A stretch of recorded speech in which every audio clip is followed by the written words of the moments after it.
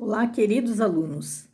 Nesse dia, nós vamos estarmos falando sobre a importância de compreender o contexto histórico da Reforma Protestante.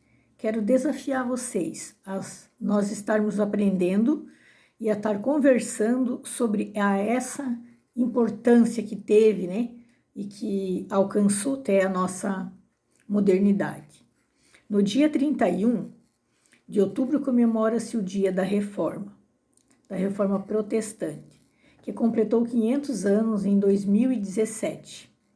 Nesse dia de 571, Martinho Lutero, monge e professor em teologia, ele fixou as 95 teses escritas em latim à porta da igreja do castelo de Wittenberg, criticando algumas atitudes, algumas condutas da igreja católica, que estava se tornando um comércio, tinha se tornado um comércio de indulgências.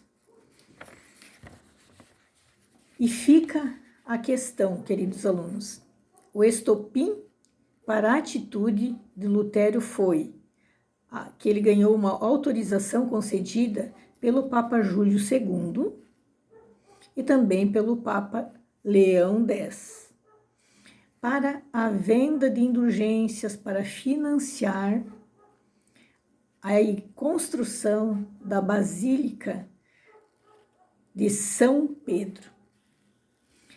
O que teria sido visto como um acúmulo da exploração da Igreja Católica.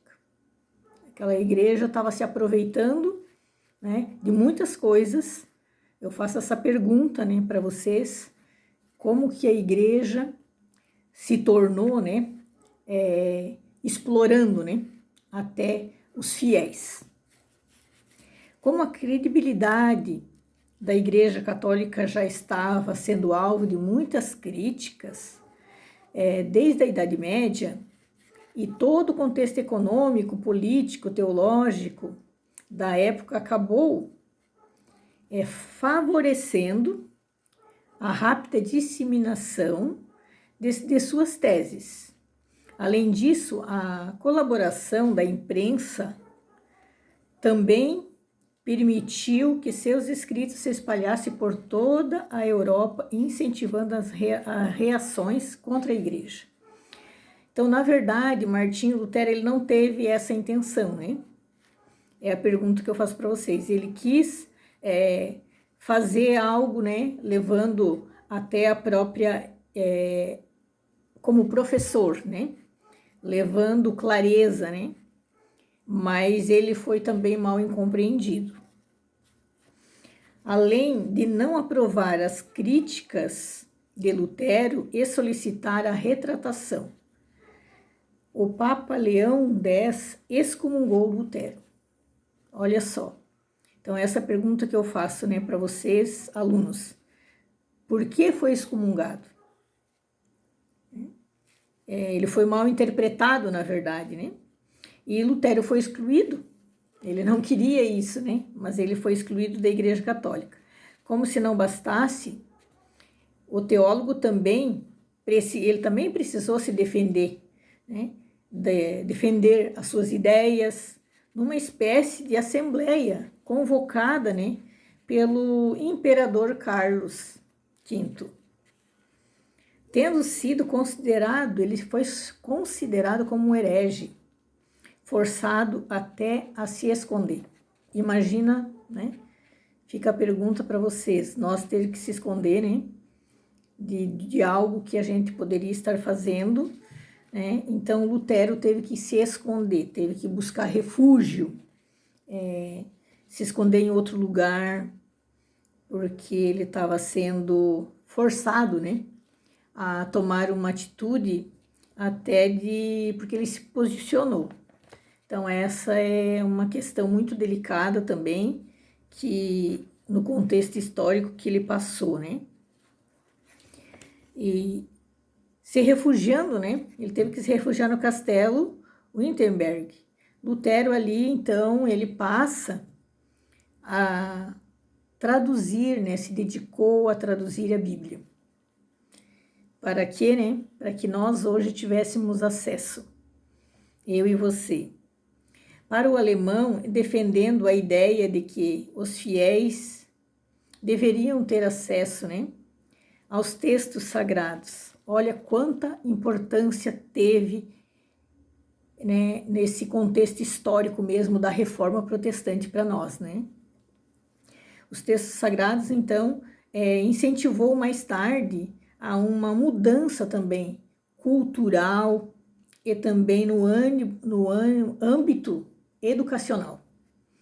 As demais outras consequências da Reforma Protestante foi a conversão de milhares de pessoas, como bem o surgimento do protestantismo, uma vertente do cristianismo que rompeu com a Igreja Católica, a partir da qual nasceram muitas igrejas, muitas denominações protestantes. Afinal, verifica-se que Lutero nunca teve a pretensão de causar uma revolução, uma utopia e romper com a Igreja Católica. Muito pelo contrário, mas apenas cumprir o seu dever como professor. Ele tinha, né, um intuito de levar a educação, né, à frente de muitas coisas da sua época. A teologia e tentar promover, né, uma moralização, ao mesmo um meio, né, um convite para o debate, né? Para o debate com os sacerdotes, teólogos, intelectuais da época.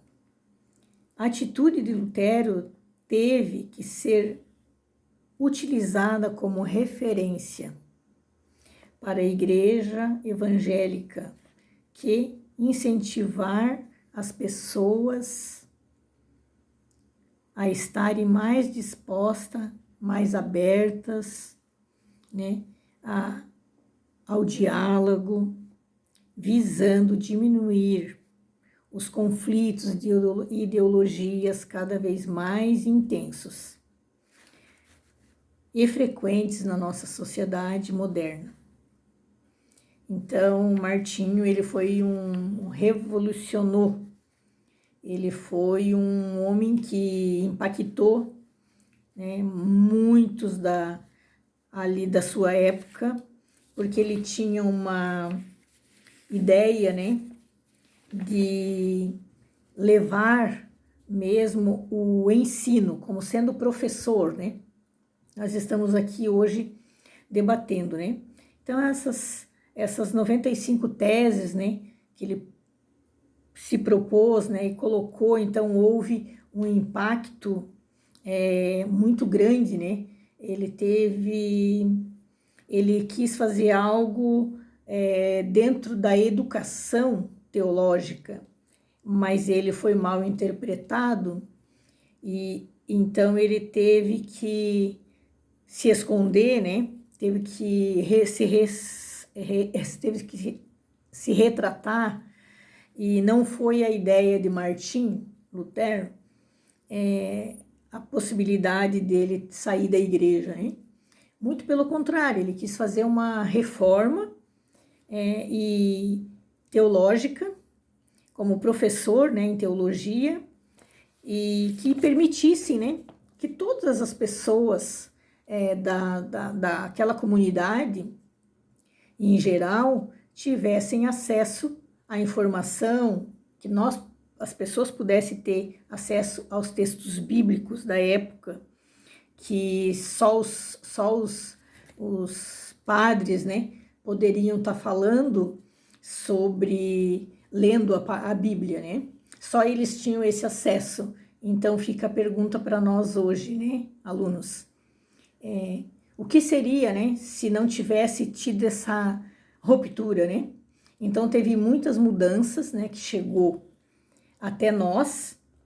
Então, estudantes de teologia, né, que hoje nós temos esse privilégio de estarmos aprendendo através do que? De algo que Martinho Lutero almejou, né, colocou no seu coração sobre o ensino da Reforma Protestante e o que causou, né, desde aquela época. Então, no dia 31 já se comemorou, né, os 500 anos da Reforma Protestante. Isso é uma dádiva muito grande para nós cristãos, né, sobre comemorar, né. Então, Martinho Lutero, ele era monge, ele estudava muito, né, e ali, então, ele consegue as teses escritas em latim, a porta da igreja, onde que isso ele teve muita crítica. A conduta dele, as práticas pela Igreja Católica, na verdade, era um comércio, né? Comércio de indulgências, vendiam salvação, né? E isso era, cada alma caía, né, o dinheiro ali, as moedinhas, então isso era uma alma que estava sendo salva, né? E na verdade isso aí, alunos, é um erro, né? Porque se não for por Jesus, nós não temos acesso à salvação. E também ali a questão que o próprio Papa, né, pediu a retratação de Lutero, né, a solicitou, né, uma retratação, e pelo Papa Leão X, e ali então houve excomungou Lutero, né, excluiu, né, baniu ele, na verdade ele foi banido da Igreja Católica naquele contexto, né. Como se não bastasse, né, teólogo, também ele precisou, né, se defender, né, defender as suas ideias. E que ele deixa esse exemplo para nós, que nós também devemos defender as nossas ideias, né, dentro das escrituras, levar isso muito a sério, né, as escrituras. E nós vivemos hoje num contexto que às vezes querem desqualificar até, né, as escrituras. Não sei se os alunos percebem isso, os estudantes, né, até porque muitas coisas, até na própria cultura, ali houve um impacto muito grande, né, ele incentivou, e mais tarde também aqui, uma mudança cultural também no âmbito da educação, muito grande, aonde milhares e milhares e milhares de pessoas puderam ter o acesso aos textos bíblicos. Eles conseguiram ler, né, esses textos bíblicos. Então, ali o protestantismo é uma vertente dentro do cristianismo muito, muito forte, né?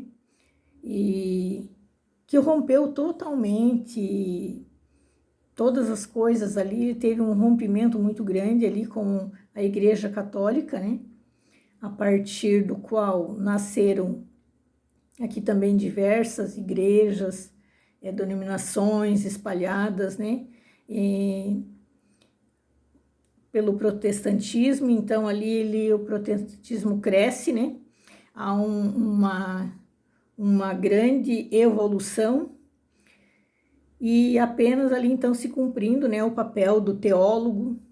Martinho Lutero foi um grande teólogo, foi um grande professor e promoveu mesmo a moralização, até mesmo no meios que nós vivemos, né, hoje, né, na modernidade, e os debates com os sacerdotes, né, os intelectuais. Então, Lutero teve uma atitude muito positiva e com grande referência, né, às igrejas evangélicas hoje no mundo todo.